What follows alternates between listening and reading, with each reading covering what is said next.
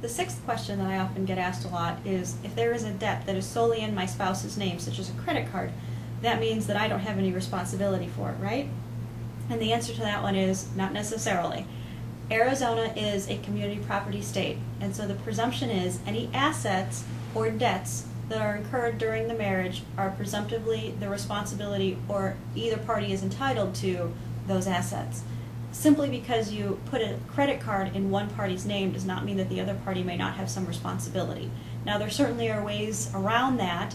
For example, if you have a prenuptial agreement, or if the debt was incurred prior to marriage, but in general, if the debt was incurred during the marriage, then it is presumptively community property, regardless of whose name is on that credit card.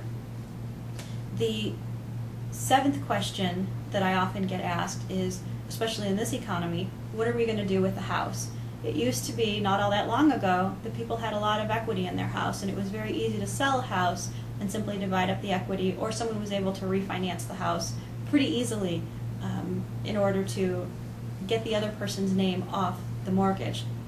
In this housing market, that's not the case anymore, and people are doing a lot of things with the house. Some people are wanting to hold on to houses for a period of time jointly in hopes that the housing market will start to recover. Some people are simply walking away from their house, and I'm not advocating doing anything in this video, but that is something that people are doing. People are actually continuing to live in the exact same house, but living very separate lives because they can't afford to do anything else. Another option is obviously short sales or filing for bankruptcy, but those are things that have to be taken into consideration, because with a house, as long as both people's names are on the mortgage or the title, you have to do something with it. You can't just leave it alone, or it's going to come back to haunt you years down the road when you're trying to buy another house, qualify for something that a credit check is run on you, or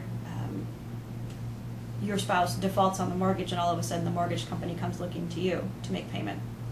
Which brings me to the next question, which is, does bankruptcy always have to follow divorce? And the answer to that one is no. Certainly it is more common for someone to file bankruptcy while involved in a divorce, especially in this day and age and with the economy the way it is, but it's not necessarily the case. However, if you are interested in filing for bankruptcy or think that you may be a candidate for bankruptcy, certainly you should talk with a bankruptcy attorney, someone who works in this area regularly, because there are certain things that you may want to consider as to whether or not you and your spouse want to file for bankruptcy together, or do you want to file for bankruptcy separately, and the timing of everything. The other issue is, obviously, if you are going to be filing for bankruptcy, you need to make sure that you are including whatever assets are appropriate or whatever liabilities are appropriate within that bankruptcy. I often get asked about attorney's fees as well. Now, when you are retaining an attorney to represent you on pretty much any matter, the attorney is going to bill by the hour for the work that is done, whether it be document preparation, negotiation, mediation, settlements, corresponding with the opposing party or attorney, reviewing documents, going to court, things like that. An attorney is going to bill by the hour for what they do. Most attorneys, especially in family law matters, ask for some sort of advance fee deposit up front, which they then bill against. Now, a regular hourly rate for a family law attorney is probably going to be somewhere between $150 to $400, $450 an hour, depending on the attorney's experience, skill level, the nature of the case.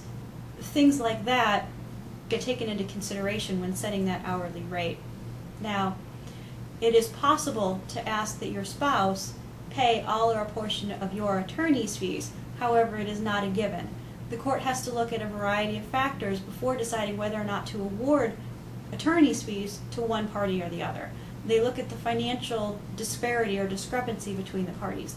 They look at the reasonableness of the positions taken by the parties. For example, did one party refuse to produce documents to the other party? Did somebody intentionally try and keep children away from the other spouse? There's a variety of things that can be taken into consideration when, at the end of the day, the judge is deciding whether or not one party should have to pay attorney's fees.